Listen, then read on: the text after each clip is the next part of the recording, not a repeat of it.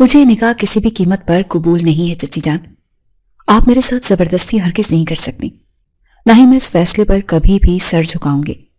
ماہی کی آواز میں بھرپور احتجاج تھا جو بیگم شہناز کے کانوں سے ٹکرا کر واپس آ گیا، مگر ان کے چہرے پر رتی برابر بھی اثر نہ ہوا.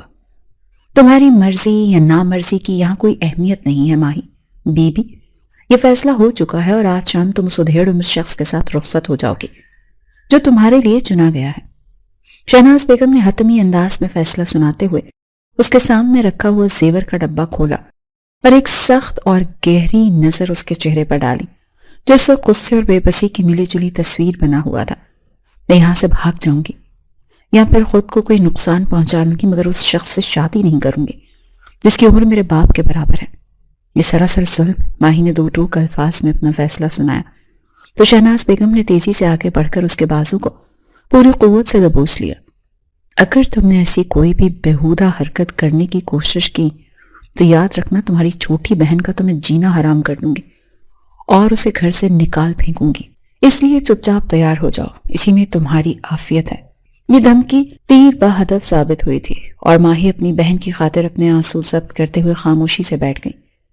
گھر میں مہمانوں کی چہل پہل عروج پر تھی، مگر ماہی کے کمرے میں ہو کا عالم تھا جہاں وہ سرخ روسی لباس میں ملبوس کسی قربانی کے بکرے کی طرح سر جھکائے بیٹھی تھی. باہر لاؤنج میں مولوی صاحب آ چکے تھے اور بارات کا شدت سے انتظار ہو رہا تھا، مگر وقت گزرنے کے ساتھ ساتھ شہناز بیگم کی پیشانی پر تفکر اور پریشانی کے آثار نمایاں ہو رہے تھے کیونکہ دولہا اور اس کے گھر والے ابھی تک نہیں پہنچے تھے. کیا بات ہے، ابھی تک کوئی کیوں نہیں آیا؟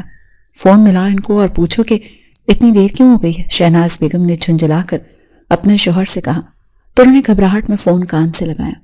ماہی دل ہی دل میں اللہ سے گڑ گڑا کر دعائیں مانگ رہی تھی کہ یا اللہ کوئی غیبی معجزہ ہو جائے اور یہ شادی رک جائے، چاہے کچھ بھی ہو جائے. اسے ہر گزرتا لمحہ اپنی بربادی کا پیغام لگ رہا تھا اور وہ اپنی بے بسی پر ماتم گنا تھی، مگر اسے خبر نہیں تھی کہ اس کی دعاؤں نے عرش پر قبولیت کا درجہ پا لیا ہے.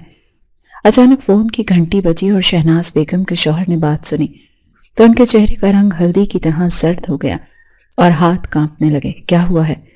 آپ کا رنگ کیوں اڑ گیا؟ کون تھا فون پر؟ شہناز بیگم نے گھبرا کر ان کے قریب جا کر پوچھا تو انہوں نے لرزتی ہوئی آواز میں بتایا کہ دولہا کو کسی نے راستے سے اغوا کر لیا ہے اور گاڑی خالی ملی. کیا بکواس کر رہے ہیں آپ؟ بھلا اس عمر رسیدہ شخص کو کون اغوا کرے گا اور کیوں کرے گا؟ یہ کیسے ہو سکتا ہے؟ شہناز بیگم زور سے چیخ پڑی جس سے تمام مہمانوں کی توجہ ان کی طرف مبذول ہو گئی اور ہال میں گھسر پھسر شروع ہو گئی. پولیس کا فون تھا، وہ کہہ رہے تھے کہ گاڑی تو ملی ہے مگر دولہا غائب ہے اور وہاں مزاحمت اور لڑائی کے آثار بھی موجود ہیں. یہ منحوس خبر سنتے ہی گھر میں کوہرام مچ گیا اور شادی والا گھر دیکھتے ہی دیکھتے ماتم قدے میں تبدیل ہو گیا کیونکہ اب بارات کے آنے کی کوئی امید باقی نہیں رہی تھی اور نکاح کینسل ہو چکا تھا. مہمان کھانا کھائے بغیر ہی طرح طرح کی باتیں بناتے ہوئے واپس جا رہے تھے اور شہناز بیگم سر پکڑ کر زمین پر بیٹھ گئی تھی کیونکہ ان کا سارا منصوبہ خاک میں مل چکا تھا اور ان کی ساکھ بھی متاثر ہو رہی تھی.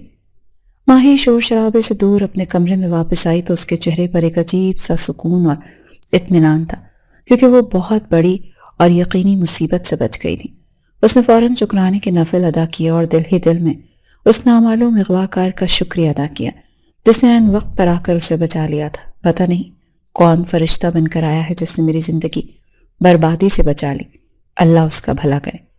وہ ڈریسنگ ٹیبل کے شیشے کے سامنے کھڑی خود سے باتیں کر رہی تھی اور جولری اتار رہی تھی کہ اچانک اسے محسوس ہوا جیسے کھڑکی کے باہر سے کوئی اسے ٹکٹکی باندھے دیکھ رہا ہے. اس نے تیزی سے مڑ کر کھڑکی کی طرف دیکھا مگر وہاں باہر گھوپ اندھیرا تھا اور بظاہر کوئی بھی موجود نہیں تھا.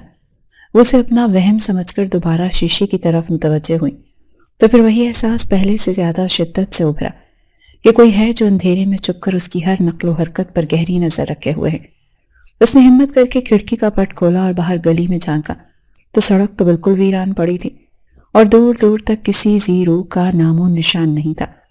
شاید میرا وہم ہے یا پھر آج کے ہنگامی واقعات کا اثر ہے جو میرا دماغ ایسے خیالات بن رہا ہے.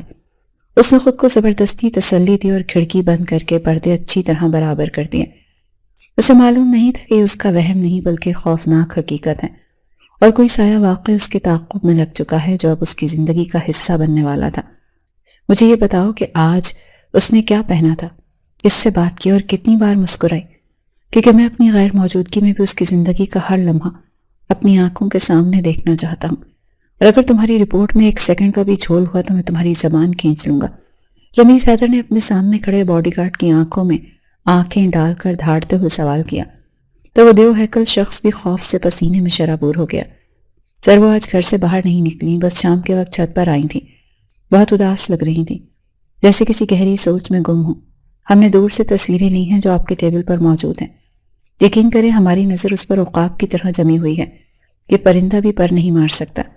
رمیز نے تیزی سے میز پر پڑے لفافے کو اٹھایا اور اس میں سے نکلنے والی تصاویر کو ایسے دیوانہ وار دیکھا جیسے صحرا میں پیاسے کو پانی مل گیا ہو، اور اس کی انگلیوں نے تصویر میں موجود ماہی کے اداس چہرے کو نرمی سے چھوا۔ بہت خوب، تم لوگ اپنا کام جاری رکھو اور یاد رکھنا اس کے گھر کے آس پاس کوئی دوسرا مرد نہ آئے، ورنہ میں تم سب کی ٹانگیں توڑ دوں گا، کیونکہ وہ میری امانت ہے اور امانت میں خیانت رمیز حیدر کو برداشت نہیں۔ رمیز نے تصویر کو اپنی جیب میں احتیاط سے رکھا اور ہاتھ کے اشارے سے اسے جانے کا حکم دیا تو وہ شخص سر جھکا کر تیزی سے کمرے سے باہر نکل گیا، جبکہ رمیز اپنی کرسی پر بیٹھ کر ایک بار پھر انہی سوچوں میں گم ہو گیا جب اس کا اوڑھنا بچھونا بن چکی تھی۔ رمیز نے سگار سلگا کر ایک لمبا کش لیا اور دھوئیں کے مرغولوں میں اسے وہ شام یاد آنے لگی جب اس کی ویران زندگی میں باہر آئی تھی اور وہ پہلی بار اس کے شہر میں گرفتار ہوا تھا۔ وہ ایک عام سا دن تھا جب وہ تھک ہار کر سکون کی تلاش میں شہر کے ایک مشہور ریسٹورانٹ میں گیا تھا، اور ابھی اس نے مینیو کارڈ اٹھایا ہی تھا کہ فضا میں موتی بکھرنے جیسی ہنسی کی آواز گونجی تھی جس نے اسے چونکنے پر مجبور کر دیا تھا۔ اس نے نظر اٹھا کر دیکھا تو سامنے والے میز پر چند لڑکیوں کی جھرمٹ میں ماہی بیٹھی تھی جو اپنی کسی سہیلی کی بات پر بے تحاشا ہنس رہی تھی، اور اس کا وہ شوخ اور چنچل انداز اور بے باک ہنسی رمیز کے دل میں سیدھی اتر گئی تھی۔ وہ کھانا بھول کر بس اسے تکتا رہا کہ کیسے وہ اپنی بڑی بڑی آنکھوں کو گھما کر باتیں کر رہی تھی، اور اس کے چہرے پر موجود معصومیت نے رمیز کو اپنا گرویدہ بنا لیا تھا۔ مجھے لگتا ہے میری برسوں کی تلاش ختم ہو گئی، کیونکہ یہ وہی آنکھیں ہیں اور وہی مسکراہٹ ہے جسے میں بچپن سے ڈھونڈ رہا ہوں، مگر مجھے 100% یقین چاہیے، اسی لیے تم ابھی جاؤ اور اس کا نام اور خاندان کی پوری ہسٹری نکالو۔ اگر یہ وہی ماہی ہے تو پھر اسے پانے کے لیے میں زمین اور آسمان ایک کر دوں گا۔ اس نے وہیں بیٹھے بیٹھے اپنے مینیجر کو فون کر کے حکم صادر کر دیا تھا، اور جب تک اسے ماہی وہاں موجود رہی رمیز کی نظریں اس کے چہرے کا طواف کرتی رہیں، کیونکہ اسے یقین ہو گیا تھا کہ یہ وہی لڑکی ہے، اس کی زندگی کا حاصل، اور وہ اسے پانے کے لیے ہر حد سے گزر جائے گا۔ دوسری طرف ماہی کے گھر میں قیامت صغریٰ برپا تھی، کیونکہ نکاح ٹوٹنے کا سارا ملبہ اس کی چچی شہناز بیگم نے اس کے ناتواں کاندھوں پر ڈال دیا تھا، اور اب اسے گھر سے نکالنے کے نت نئے بہانے تراش رہی تھی۔ منحوس لڑکی، جب سے تم جوان ہوئی ہو اس گھر کی رونقیں کھا گئی ہو، اور اب میری اپنی بیٹی کی قسمت کو بھی زنگ لگ رہا ہے، کیونکہ جو بھی رشتہ لے کر آتا ہے وہ تمہاری شکل دیکھ کر ریچھ جاتا ہے، اور میری بیٹی کو تو کوئی گھاس ہی نہیں ڈالتا۔ شہناز بیگم نے باورچی خانے میں کام کرتے ماہی کے ہاتھ سے برتن چھین کر سنک میں پھینکے اور اس کا بازو مروڑتے ہوئے زہر خوند لہجے میں کہا، خدا کے لیے چچی مجھ پر رحم کریں، میں تو خود آپ لوگوں کے سامنے نہیں آتی، نہ ہی میں نے کبھی کسی کے سامنے آنے کی خواہش کی ہے، پھر آپ مجھے کیوں قصوروار ٹھہرا رہی ہیں؟ میں تو خود اپنی قسمت پر رو رہی ہوں، ماہی نے سسکتے ہوئے جواب دیا اور اپنی کلائی چھڑوانے کی کوشش کی جس پر نیل پڑ چکے تھے، مگر شہناز بیگم کا غصہ ٹھنڈا ہونے کا نام ہی نہیں لے رہا تھا۔ یہ مگرمچھ کے آنسو بہانا بند کرو، میں نے فیصلہ کر لیا ہے کہ اب تمہیں اس گھر میں نہیں رکھوں گی، چاہے مجھے تمہیں کسی اور کو بھی مفت میں ہی کیوں نہ سونپنا پڑے، تاکہ میری بیٹی کا راستہ صاف ہو سکے اور اس کے ہاتھ پیلے ہو سکیں۔ شہناز بیگم اسے دھتکار دے رہی تھی، وہاں سے چلی گئی اور ماہی دیوار سے لگ کر پھوٹ پھوٹ کر رو دی، کیونکہ وہ جانتی تھی کہ اس کی چچی اپنی بیٹی کی خاطر اسے کسی بھی کھائی میں دھکیل سکتی ہیں۔ شہر کے مہنگے ترین اپارٹمنٹ میں رمیز اپنے دوست فیصل کے ساتھ شطرنج کی بازی جمائے بیٹھا تھا، مگر اس کا دھیان کھیل کے بجائے کہیں اور ہی اٹکا ہوا تھا، جسے فیصل نے فوراً بھانپ لیا۔ سنا ہے تم نے اس بیچاری کے ہونے والے شوہر کو اغوا کروا کر اچھا خاصا ہنگامہ کھڑا کر دیا، اور اب پولیس بھی اس کیس کی تفتیش کر رہی ہے، تو کیا تمہارا دماغ خراب ہو گیا ہے جو اتنے بڑے خطرات مول لے رہے ہو؟ فیصل نے مہرہ آگے بڑھاتے ہوئے طنزیہ انداز میں پوچھا، تو رمیز کے چہرے پر ایک تلخ سی مسکراہٹ پھیل گئی۔ محبت اور جنگ میں سب جائز ہے فیصل، اور وہ بٹھا اس قابل ہی نہیں کہ ماہی جیسی ہیرا صرف لڑکی کس کے نصیب میں آتی، اسی لیے میں نے قدرت کا فیصلہ اپنے ہاتھ میں لے لیا۔ رمیز نے لاپرواہی سے کاندھے اچکائے تو فیصل نے سنجیدگی سے اس کی طرف دیکھا۔ مگر اب سنا ہے کہ اس کی چچی دوبارہ اس کے لیے رشتے دیکھ رہی ہیں اور اسے جلد از جلد گھر سے رخصت کرنا چاہتی ہیں۔ تو اب تم کیا کرو گے؟ کیا ہر بار دولہا اغوا کرو گے؟ رمیز نے شطرنج کی بازی الٹ دی اور اپنی جگہ سے اٹھ کھڑا ہوا۔ اس کی آنکھوں میں ایک ایسا جنون تھا جس نے فیصل کو بھی خوفزدہ کر دیا۔ نہیں، اب دولہا اغوا نہیں ہوگا، بلکہ اب میں سیدھا اس کی دکھتی رگ پر ہاتھ رکھوں گا اور اس کی چچی کی بیٹی کو غائب کروا دوں گا۔ پھر دیکھنا وہ کیسے بھاگتی ہوئی ماہی کو میری جھولی میں ڈالتی ہے، کیونکہ لوہا ہی لوہے کو کاٹتا ہے۔ گھر میں کوہرام مچا ہوا تھا اور شہناز بیگم کی چیخوں سے آسمان سر پر اٹھا ہوا تھا، کیونکہ مغرب کا وقت گزر چکا تھا، مگر ثنا ابھی تک گھر نہیں لوٹی تھی۔ میری بچی کو زمین کھا گئی یا آسمان نکل گیا، اگر اسے کچھ بھی ہوا تو میں اس گھر کو آگ لگا دوں گی۔ آخر وہ گئی کہاں؟ شہناز بیگم نے روتے ہوئے اپنا دوپٹہ نوچ ڈالا اور اپنے شوہر کو گریبان پکڑ لیا، جو خود پریشانی کے عالم میں بار بار دروازے کی طرف دیکھ رہے تھے۔ ماہی کچن کے دروازے میں کھڑی یہ سب دیکھ رہی تھی اور اس کا دل خوف سے ڈوب رہا تھا، کیونکہ گھر کا ماحول پہلے ہی کشیدہ تھا اور اب ثنا کی گمشدگی نے چلتی پر تیل کا کام کیا تھا۔ میں تھانے جا رہا ہوں، شاید کوئی ایکسیڈنٹ ہو گیا ہو یا وہ کسی مصیبت میں ہو، چچا جان نے گھبرائے ہوئے لہجے میں کہا اور گاڑی کی چابیاں اٹھائیں، مگر اسی لمحے ٹیلی فون کی گھنٹی نے ماحول کو مزید سناٹے کو چیر دیا اور سب کی نظریں فون پر جم گئیں۔ چچا جان نے لرزتے ہاتھوں سے ریسیور اٹھایا تو دوسری طرف سے آنے والی بھاری اور اسپاٹ آواز نے ان کے جسم سے جیسے جان ہی نکال دی۔ فون کرنے والے نے کوئی لمبی تمہید نہیں باندھی، بلکہ سیدھا مطلب کی بات کی، جس نے چچا جان کو وہیں صوفے پر گرنے پر مجبور کر دیا۔ پولیس کے پاس جانے کی غلطی مت کرنا، ورنہ اپنی بیٹی کی لاش وصول کرنے کے لیے تیار رہنا۔ ثنا ہمارے قبضے میں ہے۔ چچا جان کی آواز حلق میں پھنس گئی۔ انہوں نے بے بسی سے شہناز بیگم کی طرف دیکھا۔ تم کون ہو اور میری معصوم بچی سے کیا چاہتے ہو؟ خدا کے لیے اسے چھوڑ دو، ہم تمہاری ہر شرط ماننے کو تیار ہیں، انہوں نے گڑ گڑا کر کہا تو دوسری طرف سے ایک طنزیہ قہقہ ابھرا۔ شرط بہت سادہ ہے، ہمیں تمہاری بیٹی میں کوئی دلچسپی ہی نہیں ہے۔ ہمیں وہ لڑکی چاہیے جس کا رشتہ تم نے ہمارے صاحب سے ٹکرایا تھا، یعنی ماہی۔ آج رات ہی ماہی کا نکاح ہمارے صاحب سے کروا دو اور اپنی بیٹی کو صحیح سلامت واپس لے جاؤ، ورنہ نتیجہ تو تم خود سوچ لو۔ کال کٹ گئی اور چچا جان نے کانپتی ہوئی آواز میں جب یہ پیغام شہناز بیگم کو دیا تو وہ ایک زخمی چھیرنی کی طرح ماہی کی طرف لپکی۔ شہناز بیگم نے ماہی کا بازو اتنی زور سے جکڑا کہ اس کی ہڈی چٹکنے لگی۔ تم ابھی اسی وقت نکاح کے لیے تیار ہو جاؤ، کیونکہ میری بیٹی کی زندگی کا سوال ہے، میں تمہاری خاطر اپنی اولاد کو مرتے نہیں دیکھ سکتی۔ ماہی نے تڑپ کر خود کو چھڑوانے کی کوشش کی، اس کی آنکھوں میں آنسو تیرنے لگے۔ یہ آپ کیا کہہ رہی ہیں چچی جان؟ میں انہیں اغوا کاروں کو جانتی تک نہیں، یہ سراسر ظلم ہے، میں یہ نکاح ہرگز نہیں کروں گی۔ ماہی نے انکار کیا تو شہناز بیگم نے ایک زوردار تھپڑ اس کے چہرے پر رسید کیا، جس سے وہ لڑکھڑا کر زمین پر گر پڑی۔ تمہاری مرضی کی اب کوئی اہمیت نہیں ہے، اگر تم نے انکار کیا تو میں صدمے سے مر جاؤں گی اور میرا اور ثنا کا خون تمہاری گردن پر ہوگا۔ اب فیصلہ تمہارے ہاتھ میں ہے۔ شہناز بیگم کا جنون دیکھ کر ماہی کو اندازہ ہو گیا کہ وہ ایک بند گلی میں کھڑی ہے جہاں سے واپسی کا راستہ نہیں ہے، اور اپنی کزن کی زندگی بچانے کے لیے اسے اپنی زندگی کی قربانی دینی پڑے گی۔ رات کے گہرے سائے میں گھر کے باہر گاڑیوں کا قافلہ رکا تو گھر والوں کے دل دہل گئے۔ دروازہ کھلا اور رمیز حیدر اپنے پورے روپ اور دبدبے کے ساتھ اندر داخل ہوں۔ اس کے ساتھ مسلح گارڈز تھے جنہوں نے آتے ہی پوزیشن سنبھال لی۔ رمیز نے سیاہ لباس پہن رکھا تھا اور اس کے چہرے پر فتح کا ایسا تاثر تھا جو دیکھنے والوں کو مروب کر رہا تھا۔ وہ سیدھا چلتا ہوا لاؤنج میں آیا جہاں مولوی صاحب پہلے سے موجود تھے، اور ماہی ایک کونے میں سمٹی بیٹھی تھی جس کا چہرہ آنسوؤں سے بھیگا ہوا تھا۔ نکاح شروع کرے مولوی صاحب، میرے پاس وقت بہت کم ہے۔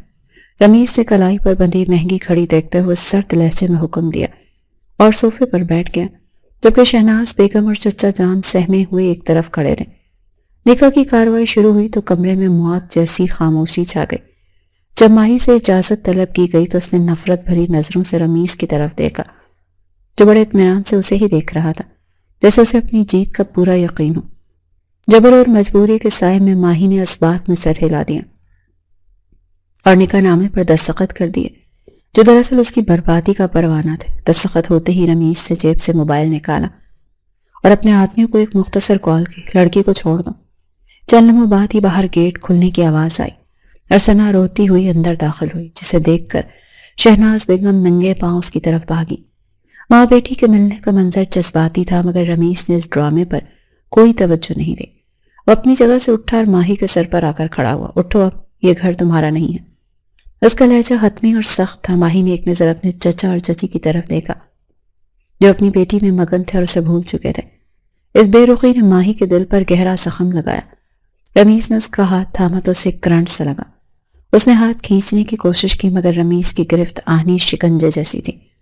اسے تقریباً گھسیٹتے ہوئے باہر لے آیا اور گاڑی کی پچھلی نشست پر بٹھا دیا۔ گاڑی تیزی سے اندھیروں کو چیرتے ہوئے اسلام آباد کی طرف روانہ ہو گئی، اور ماہی نے پلٹ کر اس گھر کو دیکھا جو اب اس کے لیے اجنبی ہو چکا تھا۔ اسلام آباد تک کا سفر خاموشی میں کٹا، مگر گاڑی میں موجود تناؤ واضح تھا۔ ماہی نے کھڑکی سے باہر منہ کر رکھا تھا تاکہ اسے رمیز کی شکل ہی نہ دیکھنی پڑے، مگر اس کی موجودگی کی تپش اسے مسلسل محسوس ہو رہی تھی۔ رمیز کی نظریں بار بار عقبی آئینے سے ماہی کے چہرے کا ہی طواف کر رہی تھی، مگر وہ خاموش رہا۔ رات کے پچھلے پہر گاڑی ایک بلند و بالا عمارت کے سامنے رکی۔ رمیز اسے لے کر لفٹ میں سوار ہوا اور ٹاپ فلور پر موجود اپنے پینٹ ہاؤس میں لے آیا۔ گھر کا دروازہ کھلا تو سامنے ایک وسیع و عریض ہال تھا، جو جدید سہولیات سے آراستہ تھا، مگر ماہی کو یہ سب کسی سونے کے پنجرے سے زیادہ اور کچھ نہیں لگا۔ یہ تمہارا کمرہ ہے، جاؤ فریش ہو جاؤ۔ رمیز نے ایک کمرے کی طرف اشارہ کیا اور خود کوٹ اتار کر صوفے پر پھینک دیا۔ ماہی بوجھل قدموں سے کمرے میں داخل ہوئی اور دروازہ اندر سے لاک کر کے وہیں قالین پر بیٹھ کر رونے لگی۔ اسے اپنی قسمت پر رونا آ رہا تھا۔ کیسے چند گھنٹوں میں اس کی دنیا الٹ پلٹ ہو گئی۔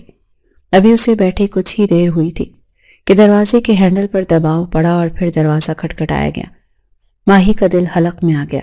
دروازہ کھولو ماہی، ورنہ میرے پاس دوسری چابیاں بھی ہیں اور میں دروازہ توڑنا بھی جانتا ہوں۔ باہر سے رمیز کی بھاری آواز آئی جس میں ایک وارننگ تھی۔ ماہی نے ڈرتے ڈرتے اٹھ کر کنڈی کھولی تو رمیز اندر داخل ہوا اور دروازہ واپس بند کر دیا۔ اس نے لباس تبدیل کر لیا اور اب وہ ایک عجیب سے نشیلے انداز میں ماہی کو دیکھ رہا تھا۔ ماہی پیچھے ہٹتے ہوئے دیوار کے ساتھ جا لگی۔ خبردار جو میرے قریب آئے، میں چیخوں گی، شور مچاؤں گی، مجھے ہاتھ مت لگانا۔ ماہی نے کانپتی ہوئی آواز میں دھمکی دی تو رمیز کے لبوں پر ایک طنزیہ مسکراہٹ ابھری اور وہ قدم قدم چلتا اس کے بالکل قریب آ گیا۔ تمہاری چیخیں ساؤنڈ پروف کمرے سے باہر نہیں جا سکتی ماہی، اور رہی بات قریب آنے کی تو اب میں تمہارا شوہر ہوں اور تم پر میرا پورا حق ہے۔ رمیز نے دیوار پر ہاتھ رکھ کر اسے اپنے حصار میں لیا تو ماہی نے اسے دھکا دینے کی کوشش کی، مگر وہ پہاڑ کی طرح اپنی جگہ سے نہیں ہلا۔ میں تمہیں اپنا شوہر نہیں مانتی، یہ نکاح زبردستی کا ہے، یہ دھوکا ہے، ماہی نے روتے ہوئے کہا تو رمیز نے اس کا چہرہ اپنے ہاتھوں میں جکڑ لیا۔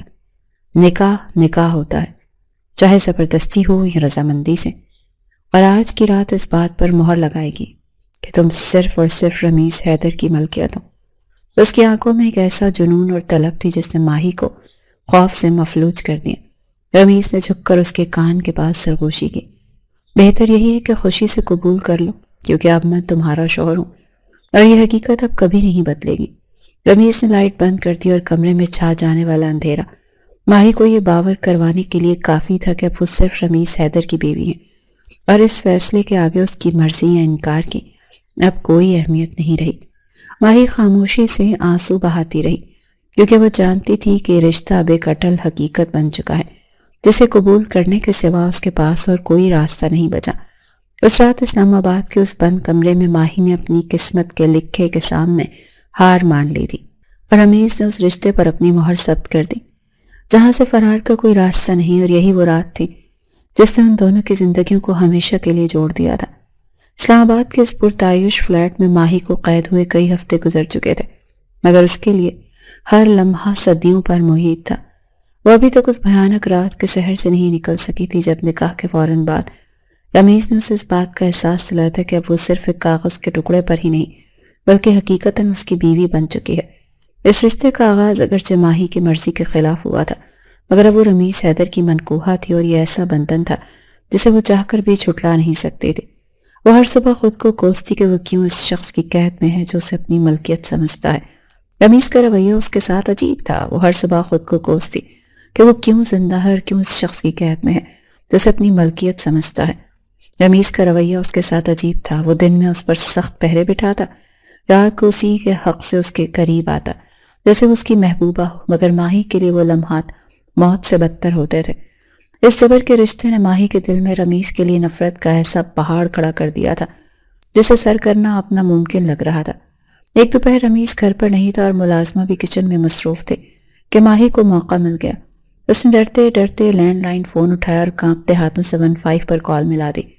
ہیلو، پولیس اسٹیشن، میں گلبرگ کے فلیٹ نمبر 401 سے بول رہی ہوں۔ مجھے یہاں ایک شخص رمیز حیدر نے زبردستی قید کر رکھا ہے۔ خدا کے لیے میری مدد کریں، وہ ایک بہت بڑا مجرم ہے۔ اس نے ایک ہی سانس میں اپنا پیغام ریکارڈ کروا دیا اور فون رکھ دیا کیونکہ اس کا دل سینے سے باہر آ رہا تھا۔ تھوڑی ہی دیر میں نیچے سائرن کی آواز گونجی اور پھر دروازے پر دستک ہوئی۔ ماہی بھاگتے ہوئی دروازے تک پہنچی جہاں پولیس انسپکٹر اپنی ٹیم کے ساتھ کھڑا تھا۔ شکر ہے آپ لوگ آ گئے انسپکٹر صاحب، یہی ہے وہ گھر۔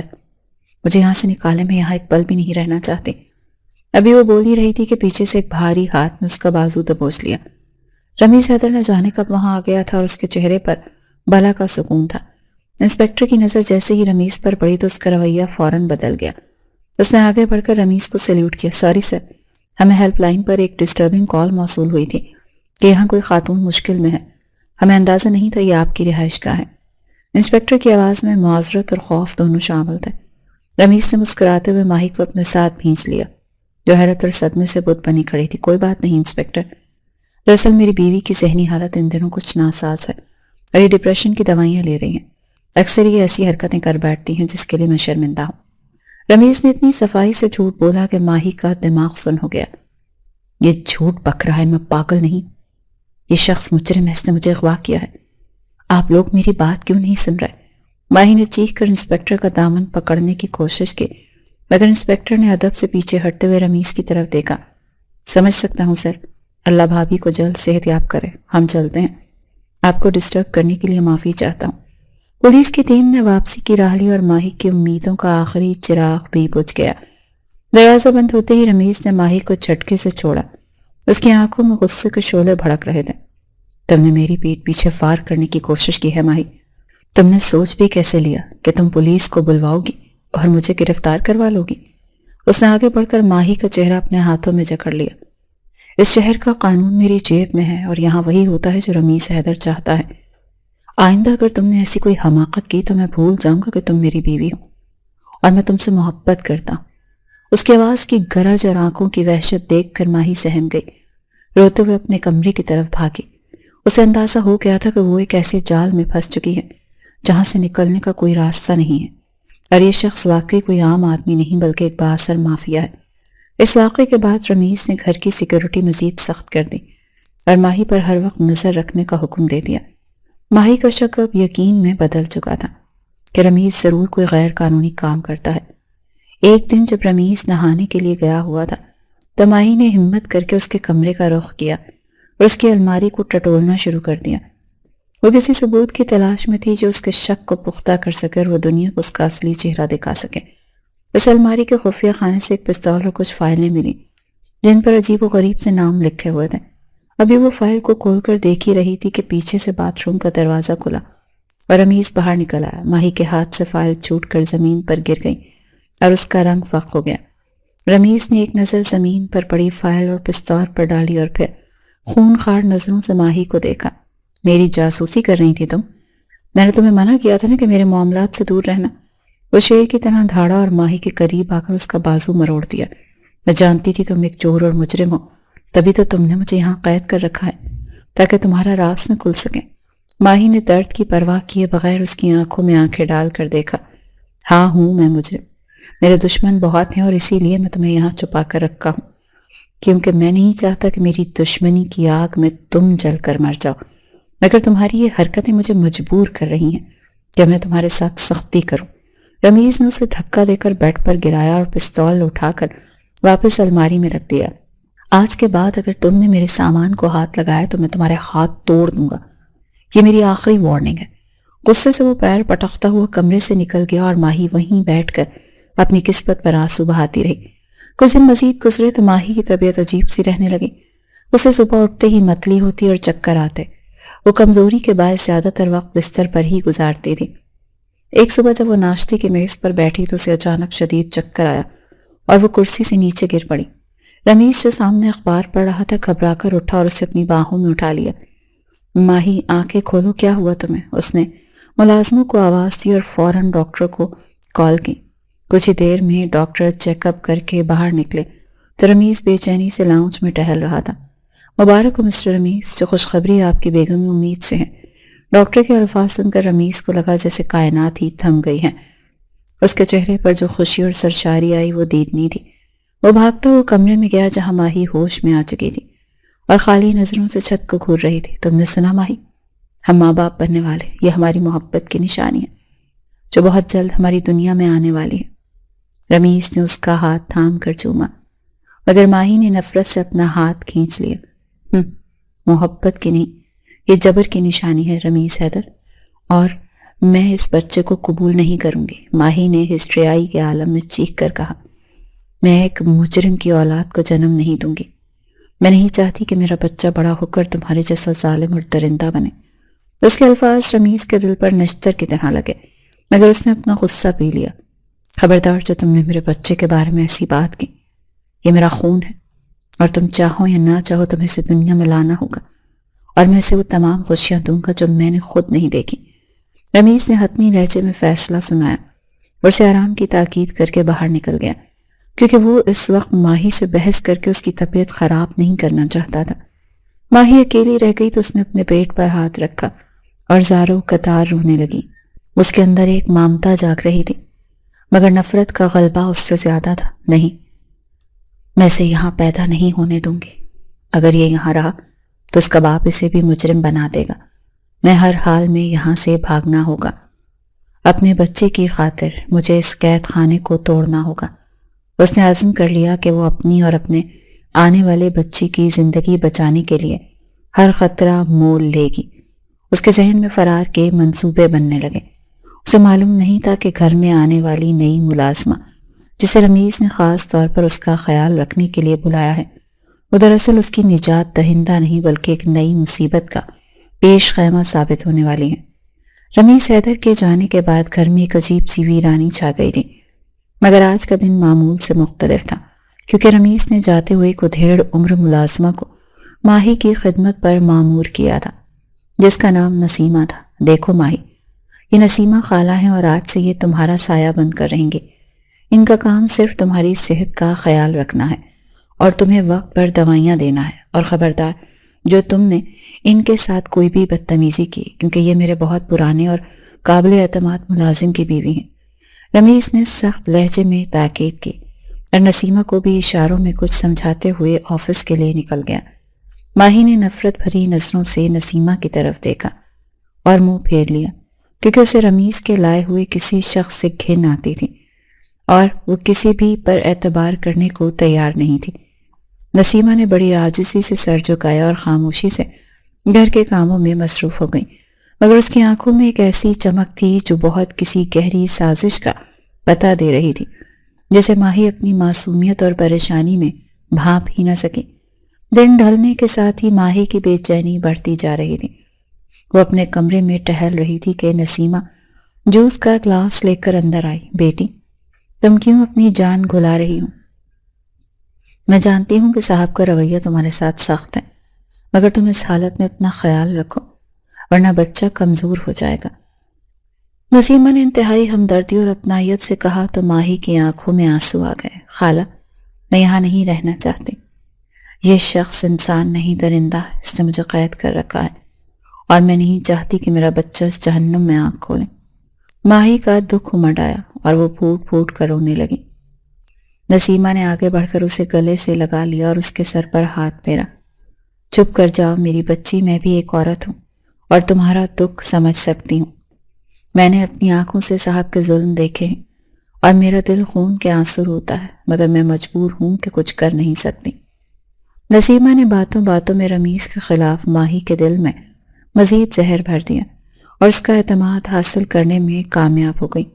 اگلے 2 دن نسیمہ نے ماہی کی ایسی خدمت کی کہ ماہی کو اس میں اپنی ماں کی جھلک نظر آنے لگی۔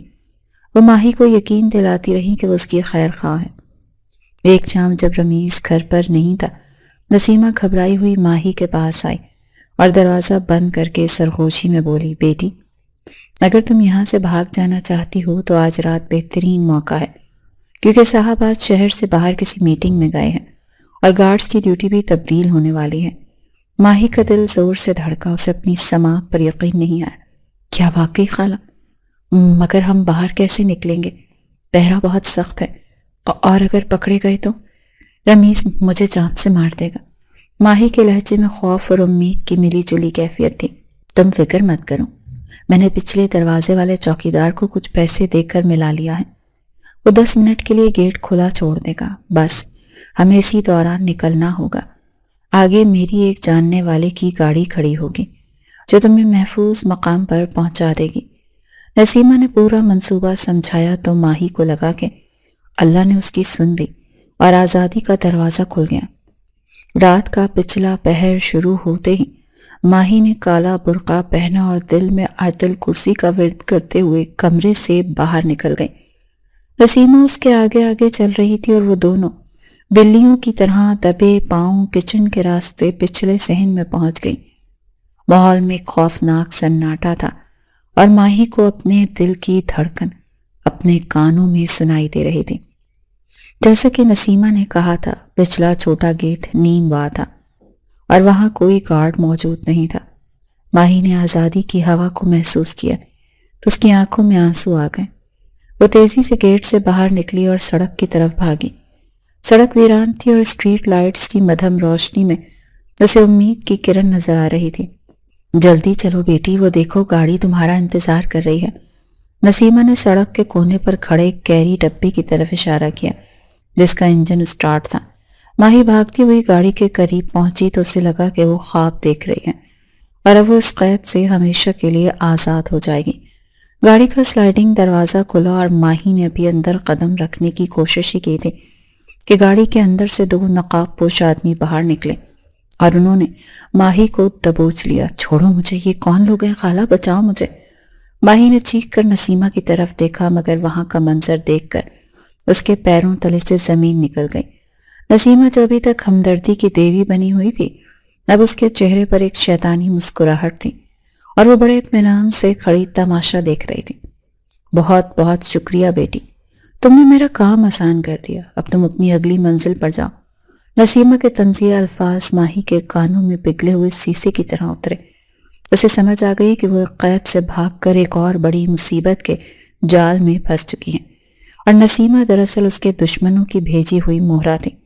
نقاب پوشوں نے ماہی کے منہ پر ہاتھ رکھ کر اس کی چیخیں دبا دیں اور اسے زبردستی گھسیٹ کر گاڑی میں ڈال دیا۔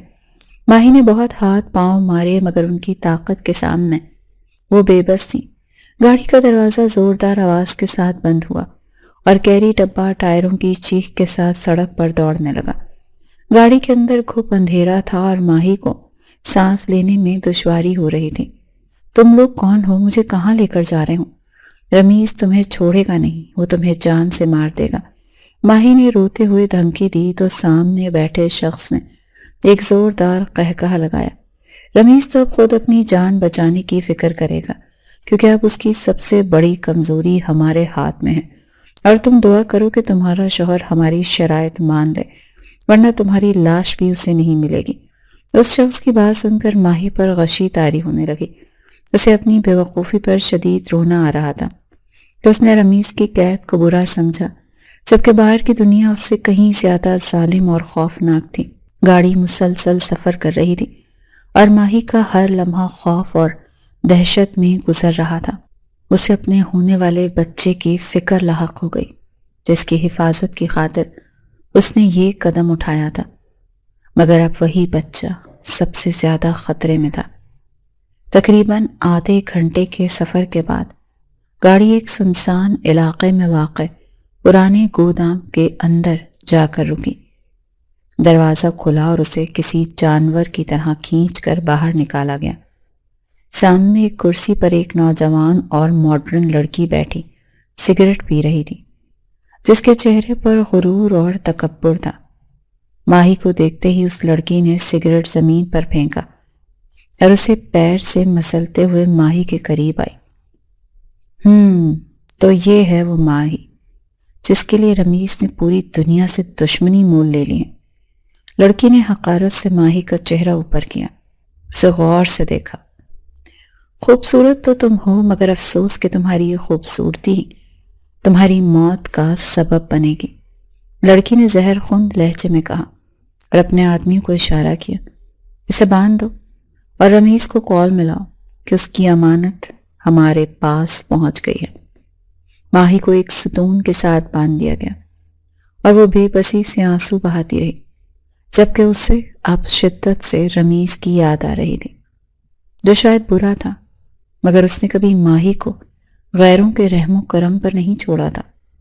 گودام کی حبس زدہ فضا میں سگریٹ کے دھوئیں کی بو رچی ہوئی تھی اور ماہی کرسی کے ساتھ بندھی ہوئی نیم بے ہوشی کے عالم میں تھی، جبکہ اس کے سامنے کھڑی لڑکی اپنی تیکھی اور زہریلی نظروں سے اس کا جائزہ لے رہی تھی۔ تو تم ہو وہ معمولی سی لڑکی جس کی خاطر رمیز نے میرے کروڑوں کے بزنس اور میری محبت کو ٹھکرا دیا۔ حیرت ہے، اس نے ہیرے کو چھوڑ کر پتھر کا انتخاب کیا۔ اس لڑکی کا نام الشبا تھا، جو رمیز کے بزنس پارٹنر ہونے کے ساتھ ساتھ اس کی سب سے بڑی حریف بھی بن چکی تھی، کیونکہ رمیز نے اس کی یک طرفہ محبت کو ٹھکرا کر اس کی انا کے بت کو پاش پاش کر دیا تھا۔ الشبا نے ماہی کے بالوں کو مٹھی میں جکڑ کر اس کا چہرہ اوپر کیا تو ماہی نے درد سے کراہتے ہوئے آنکھیں کھولیں جو سوجی ہوئی تھی۔ تمہیں کیا لگتا تھا تم رمیز کی قید سے بھاگ کر آزاد ہو جاؤ گی؟ بے وقوف لڑکی، وہ قید تمہارے لیے سب سے محفوظ پناہ گاہ تھی، کیونکہ باہر کی دنیا میں میرے جیسے بھیڑیے جو بیٹھے ہیں جو تمہیں چیر پھاڑ کر رکھ دیں گے۔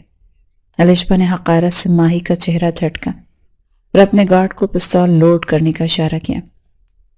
رمیز کو ویڈیو کال ملاؤ، میں اسے دیکھنا چاہتی ہوں کہ اس کی محبت کا انجام کیا ہونے والا ہے، کیونکہ آج کی رات رمیز حیدر کی بربادی کی رات ہے اور اس کا آغاز اس لڑکی کی موت سے ہوگا۔ دوسری طرف رمیز حیدر جب گھر واپس پہنچا تو گھر کا مرکزی دروازہ کھلا دیکھ کر اس کا ماتھا ٹھنکا اور ایک انجانے خوف نے اس کے دل کو مٹھی میں لے لیا۔ وہ تیزی سے اندر داخل ہوا تو لاؤنج ویران تھا اور ملازمہ نسیمہ غائب تھی۔ ماہی، تم کہاں ہو؟ جواب دو مجھے۔ وہ دیوانوں کی طرح سیڑھیوں پھلانگتا ہوا اوپر گیا، بیڈ روم کا دروازہ زور سے کھولا، مگر سامنے خالی کمرہ اور بکھرا ہوا سامان اس کا منہ چڑھا رہا تھا۔ الماری کھلی پڑی تھی اور ماہی کے جوتے اور چادر غائب تھی۔ رمیز کو لگا جیسے کسی نے اس کے سینے سے دل ہی نکال لیا۔ اس نے غصے اور وحشت کے عالم میں ڈریسنگ ٹیبل پر مکہ مارا، جس سے شیشے کی کرچی کرچی ہو کر بکھر گیا۔ نہیں، یہ نہیں ہو سکتا، تم مجھے چھوڑ کر نہیں جا سکتی ماہی۔ تم نے اپنی موت کو آواز دی ہے۔ میں اس پورے شہر کو آگ لگا دوں گا اگر تمہیں کچھ بھی ہوا۔ وہ جانتا تھا کہ اس کے دشمن گھات لگائے بیٹھے ہیں اور ماہی کا اس طرح اکیلے نکلنا سیدھا موت کے منہ میں جانے کے مترادف ہے۔ اس نے فوراً اپنا فون نکالا اور سیکیورٹی انچارج کو کال ملائی، مگر اسی لمحے اس کے فون پر ایک انجان نمبر سے ویڈیو کال آنے لگی، جسے دیکھ کر اس کے ہاتھ کانپنے لگے، کیونکہ وہ جانتا تھا کہ یہ کال خیر کی نہیں ہے۔ رمیز نے کال ریسیو کی تو موبائل کی اسکرین پر نظر آنے والے منظر نے اس کے خون کو منجمد کر دیا۔ ماہی ایک کرسی سے بندھی ہوئی تھی اور اس کے چہرے پر خوف اور دہشت کے سائے تھے، جبکہ اس کے پیچھے الشبا ہاتھ میں پستول لیے فاتحانہ انداز میں مسکرا رہی تھی۔ کیسے لگا میرا سرپرائز؟ رمیز حیدر، دیکھو نا، تمہاری جان میرے قبضے میں ہے اور اب اس کی زندگی کی ڈور میرے ہاتھ میں ہے۔ الشبا کی آواز میں ایسا زہر تھا جو رمیز کے وجود میں آگ لگا رہا تھا۔ الشبا، اگر تم نے اس کے بال کو بھی نقصان پہنچایا تو میں تمہاری نسلیں مٹا دوں گا۔ اسے چھوڑ دو، ہمارا معاملہ بزنس کا ہے، اسے بیچ میں مت لاؤ۔ رمیز شیر کی طرح دھاڑا، مگر الشبا نے ایک زوردار قہقہہ لگایا۔ اب معاملہ بزنس کا نہیں رہا جانم، اب تو معاملہ دل کا ہے۔ تم نے میرا دل توڑا تھا، اب میں تمہارا دل توڑوں گی، اور وہ بھی تمہاری آنکھوں کے سامنے۔ اس نے پستول کی نال ماہی کی کن پٹی پر رکھی تو ماہی کی چیخ نکل گئی۔ رمیز کی آنکھوں میں بے بسی اور غصے کا طوفان امڑ آیا۔ جو تم مانگو گی میں دوں گا، بس اسے کچھ مت کرو، وہ امید سے، اس کے پیٹ میں میرا بچہ ہے، خدا کے لیے اس پر رحم کرو۔ رمیز نے اپنی انا کو کچلتے ہوئے پہلی بار کسی کے سامنے التجا کی، کیونکہ سوال ماہی اور اس کے بچے کی زندگی کا تھا۔ ماہی جب تک رمیز کو ایک ظالم اور جابر شخص سمجھتی تھی، آج اسکرین پر اس کی بے بسی اور اپنی خاطر اس کی منت سماجت دیکھ کر حیران رہ گئی۔ اسے پہلی بار احساس ہوا کہ رمیز کی وہ سختی اور قید دراصل اس کی حفاظت کا ایک حصار تھا جسے وہ اپنی نادانی میں توڑ آئی تھی۔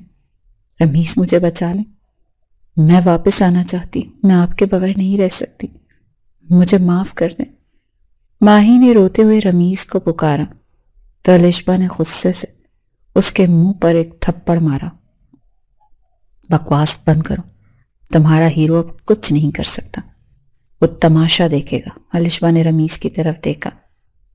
اگر تم اسے زندہ دیکھنا چاہتے ہو تو اگلے آدھے گھنٹے میں پرانی فیکٹری کے گودام میں اکیلے آ جاؤ، اور ہاں، اگر تم نے پولیس یا اپنے پالتو کتوں کو ساتھ لانے کی کوشش کی تو میں اس کے پیٹ میں پلنے والے تمہارے وارث کو گولی مار دوں گی۔ فیصلہ تمہارا ہے۔ الشبا نے کال کاٹ دی اور اسکرین سیاہ ہو گئی، مگر رمیز کی آنکھوں میں جو شعلے بھڑک رہے تھے وہ سب کچھ راکھ کرنے کے لیے کافی تھے۔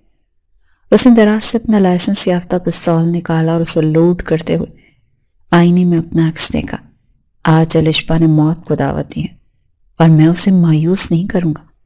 گودام میں ماہی اپنی غلطی پر خون کے آنسو رو رہی تھی۔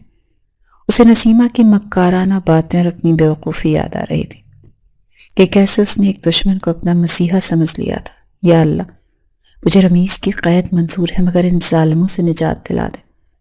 وہ شخص برا صحیح، مگر اس نے کبھی مجھ پر ہاتھ نہیں اٹھایا، نہ ہی مجھے بھوکا پیاسا رکھا۔ ماہی کا ضمیر اسے ملامت کر رہا تھا۔ اس نے رمیز کی محبت کو اس کا جنون اور وحشت سمجھا۔ الشبا کرسی پر بیٹھی ماہی کو تکلیف میں دیکھ کر تسکین حاصل کر رہی تھی۔ تمہیں پتا ہے ماہی، میں نے رمیز کے لیے کیا کچھ نہیں کیا، مگر اس نے ہمیشہ مجھے نظر انداز کیا، اور صرف تمہاری خاطر اس نے میرے ساتھ پارٹنرشپ ختم کرنے کا فیصلہ کیا۔ یہ سب میں برداشت نہیں کر سکتے، اسی لیے آج تم دونوں کو مرنا ہوگا۔ الشبا نے سگریٹ کا دھواں ماہی کے منہ پر پھینکا۔ اس کی آنکھوں میں جلن اور انتقام کی آگ اتنی شدید تھی کہ اسے اب دولت یا بزنس کی بھی پرواہ نہیں تھی۔ وہ صرف رمیز کو تڑپتا ہوا دیکھنا چاہتے تھے۔ وقت تیزی سے گزر رہا تھا اور ماہی کی امیدیں دم توڑ رہی تھیں۔ الشبا بار بار اپنی گھڑی دیکھ رہی تھی۔ اس کے گارڈز گودام کے چاروں طرف پھیل چکے تھے۔ آدھا گھنٹہ ختم ہونے والا تھا۔ لگتا ہے تمہارے عاشق کو اپنی جان تم سے زیادہ عزیز ہے، لگتا ہے کہ وہ نہیں آئے گا، الشبا نے طنزیہ انداز میں کہا اور اپنی جگہ سے اٹھ کھڑی ہوئی۔ میرا صبر ختم ہو رہا ہے اور میں مزید انتظار نہیں کر سکتی۔ اس نے پستول کا رخ دوبارہ ماہی کی طرف کیا۔ اگر وہ نہیں آیا تو میں اس کی لاش کو تحفے میں بھیج دوں گی۔ ماہی نے خوف سے آنکھیں بند کر لیں اور اپنے پیٹ پر ہاتھ رکھ کر اپنے بچے کی سلامتی کی دعا مانگنے لگی۔ نہیں، وہ آئیں گے، مجھے یقین ہے، وہ مجھے تنہا نہیں چھوڑیں گے، ماہی نے دھیمی آواز میں کہا۔ تو الشبا کا پارا ہائی ہو گیا۔ اتنا یقین ہے اس پر؟ تو چلو دیکھتے ہیں وہ تمہاری لاش پر آ کر روتا ہے یا تمہاری قبر پر فاتح پڑتا ہے۔ الشبا نے ٹریگر پر انگلی رکھی اور ماہی کی سانسیں سینے میں اٹک گئی۔ اچانک گودام کا بڑا آہنی دروازہ ایک زوردار دھماکے سے اڑا اور دھوئیں کے بادل چھا گئے۔ الشبا اور اس کے گارڈز گھبرا کر پیچھے ہٹے ہی تھے کہ دھوئیں کے بادلوں سے ایک گاڑی پوری رفتار سے اندر داخل ہوئی اور سیدھی گارڈز پر چڑھ دوڑی۔ فائرنگ کی تڑتڑاہٹ سے گودام گونج اٹھا۔ رمیز حیدر گاڑی سے چھلانگ لگا کر باہر نکلا۔ اس کے دونوں ہاتھوں میں پستول تھے اور وہ کسی زخمی شیر کی طرح دھاڑ رہا تھا۔ الشبا، میں نے کہا تھا نا کہ اگر اسے کچھ ہوا تو میں قیامت برپا کر دوں گا۔ رمیز کی فائرنگ اتنی غیر متوقع اور شدید تھی کہ الشبا کے آدھے آدمی سنبھلنے سے پہلے ہی ڈیر ہو گئے۔ ماہی نے آنکھیں کھول کر رمیز کو دیکھا جو اپنی جان کی پرواہ کیے بغیر موت کے منہ میں کود پڑا تھا۔ اسی لمحے ماہی کو رمیز کسی فرشتے سے کم نہیں لگا۔ الشبا نے صورتحال بگڑتی دیکھی تو اس نے بھاگنے کے بجائے ماہی کو ڈھال بنانے کی کوشش کی اور دوڑ کر اس کے پیچھے چھپ گئی اور پستول اس کی گردن پر رکھ دیا۔ رک جاؤ رمیز، ورنہ میں گولی چلا دوں گی۔ الشبا کی چیخ گونجی تو رمیز کے قدم وہیں جم گئے۔ اس کی انگلی ٹریگر پر رک گئی۔ اپنی بندوق پھینک دو رمیز، ورنہ میں اسے جان سے مار دوں گی، اور تم جانتے ہو کہ میں یہ کر گزروں گی۔ الشبا نے دھمکی دی تو رمیز نے بے بسی سے اپنی دونوں پستول زمین پر پھینک دی اور ہاتھ فضا میں بلند کر دی۔ ٹھیک ہے، میں نے ہتھیار ڈال دیا، اب اسے چھوڑ دو۔ تمہاری دشمنی مجھ سے، اس معصوم کو جانے دو۔ رمیز نے آہستہ آہستہ آگے بڑھنا شروع کیا تو الشبا کی گرفت پستول پر مزید سخت ہو گئی۔ ماہی کی آنکھوں میں آنسو روا تھے اور رمیز کی اس قربانی پر تڑپ رہی تھی جو اپنی جان پر کھیل کر اسے بچانے آیا تھا۔ پیچھے ہٹ جا رمیز، ورنہ میں گولی چلا دوں گی۔ مجھے تمہاری موت سے زیادہ تمہاری تڑپ عزیز ہے۔ الشبا کا جنون آج عروج پر تھا اور وہ کسی بھی لمحے ٹریگر دبا سکتی تھی۔ رمیز نے گہری سانس لی۔ اس کی آنکھوں میں ایک عجیب سی چمک ابھری۔ الشبا، تم جیت گئی ہو، مگر کیا تم جانتی ہو کہ میں نے ماہی کو کیوں چنا؟ رمیز نے اسے باتوں میں لگانے کی کوشش کی، جس پر الشبا ایک لمحے کے لیے چونکی۔ کیوں چنا تم نے اس 2 ٹکے کی لڑکی کو؟ اسی لمحے کا فائدہ اٹھاتے ماہی نے پوری قوت سے الشبا کے ہاتھ پر دانت کاٹ دیے۔ جس ہاتھ میں اس نے پستول تھام رکھا تھا، الشبا کے منہ سے ایک چیخ نکلی اور اس کی گرفت ڈھیلی پڑی۔ رمیز جو اس موقع کی طاق میں تھا، بجلی کسی تیزی سے جھپٹا اور اس نے الشبا کو زوردار ٹھوکر مار کر ماہی سے دور کیا۔ پستول دور جا گرا اور رمیز نے الشبا کو گریبان سے پکڑ کر زمین پر پٹخ دیا۔ میں نے کہا تھا نا کہ اگر اسے خراش بھی آئی تو میں تمہیں زندہ نہیں چھوڑوں گا۔ رمیز کا ہاتھ اٹھا ہی تھا کہ پولیس کے سائرن کی آوازیں گونجنے لگی اور انسپکٹر اپنی ٹیم کے ساتھ گودام میں داخل ہو گیا۔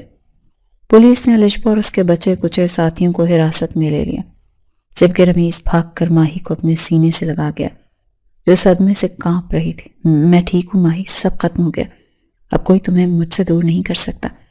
رمیز نے اسے دلاسا دیا تو ماہی نے سر اٹھا کر اس شخص کو دیکھا جو اسے ہمیشہ ولن لگتا تھا، مگر آج اسے اپنی زندگی کا سب سے بڑا محافظ نظر آ رہا تھا۔ آپ نے اپنی جان کو خطرے میں کیوں ڈالا؟ میں تو آپ کے لیے صرف ایک قیدی تھی، ماہی نے ہچکیوں کے درمیان پوچھا۔ رمیز نے اس کے آنسو پہنچے۔ تم قیدی نہیں، میری زندگی ہو ماہی۔ شاید تمہیں یاد نہیں، مگر میں وہی رمیز ہوں جو بچپن میں تمہارے گھر کے برابر میں رہتا تھا اور ہم دونوں گھنٹوں ایک ساتھ کھیلتے تھے۔ میں نے 10 سال کی عمر میں تم سے وعدہ کیا تھا کہ میں ہمیشہ تمہاری حفاظت کروں گا، اور آج میں نے اپنا وعدہ پورا کر دیا۔ ماہی حیرت سے اسے دیکھنے لگی۔ اس کے ذہن میں ماضی کے دھندلے نقش ابھرنے لگے اور اسے یاد آئے کہ واقعی ایک لڑکا تھا جو اس کا بہترین دوست تھا، مگر پھر وہ شہر چھوڑ گیا۔ تو آپ وہیں ہیں، مگر آپ نے مجھے بتایا کیوں نہیں؟ اور یہ اغوا، یہ قید، یہ سب کیوں کیا؟ ماہی کو یقین نہیں آ رہا تھا کہ اس کا بچپن کا دوست اس کا شوہر بن چکا ہے، کیونکہ میرے دشمن بہت تھے اور میں سیدھے طریقے سے آتا تو تمہاری جان کو خطرہ تھا۔ میں تمہیں اپنی دنیا کی گندگی سے بچانا چاہتا تھا، اسی لیے میں نے نفرت کا لبادہ اوڑھ لیا تاکہ تم میری کمزوری نہ بنو، مگر میں ہار گیا کیونکہ محبت چھپائے نہیں چھپتی۔ رمیز کی آنکھوں میں سچائی تھی اور یہ دیکھ کر ماہی کے دل سے رہی صحیح نفرت بھی ختم ہو گئی اور اس نے اپنا سر رمیز کے سینے پر رکھ دیا۔ گھر واپسی پر جب وہ لوگ پہنچے تو شہناز بیگم اور چچا جان سر جھکائے کھڑے تھے۔ انہیں اپنی غلطی اور لالچ کا احساس ہو چکا تھا، کیونکہ رمیز نے ان پر واضح کر دیا تھا کہ اگر انہوں نے ماہی سے معافی نہ مانگی تو انہیں سڑک پر لے آئے گا۔ مجھے معاف کر دو بیٹی، میں دولت کی ہوس میں اندھی ہو گئی تھی، میں نے تمہارے ساتھ بہت ظلم کیا۔ شہناز بیگم نے ماہی کے ہاتھ پکڑ لیے تو ماہی نے انہیں گلے لگا لیے، کیونکہ اس کا دل اب میل سے پاک ہو چکا تھا۔ چند ماہ بعد رمیز کے گھر میں خوشیوں کا سما تھا اور ماہی اپنے نو مولود بیٹے کو گود میں لیے بیٹھی تھی، جبکہ رمیز اس کے پاس بیٹھا مسکرا رہا تھا۔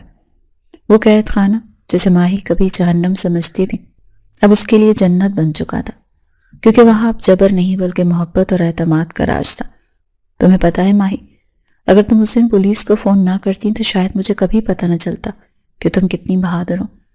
رمیز نے شرارت سے کہا تو ماہی نے مسکرا کر اسے دیکھا۔ اگر آپ مجھے اغوا نہ کرتے تو مجھے کبھی پتہ نہ چلتا کہ میرا بچپن کا دوست اتنا بڑا مافیا ڈان بن چکا ہے۔ دونوں کی ہنسی کمرے میں گونج اٹھی اور باہر چاند اپنی پوری آب و تاب کے ساتھ چمک رہا تھا، جو اس بات کا گواہ تھا کہ محبت اور جنگ میں جیت ہمیشہ سچے جذبے کی ہوتی ہے، چاہے راستہ کتنا ہی کٹھن کیوں نہ ہو۔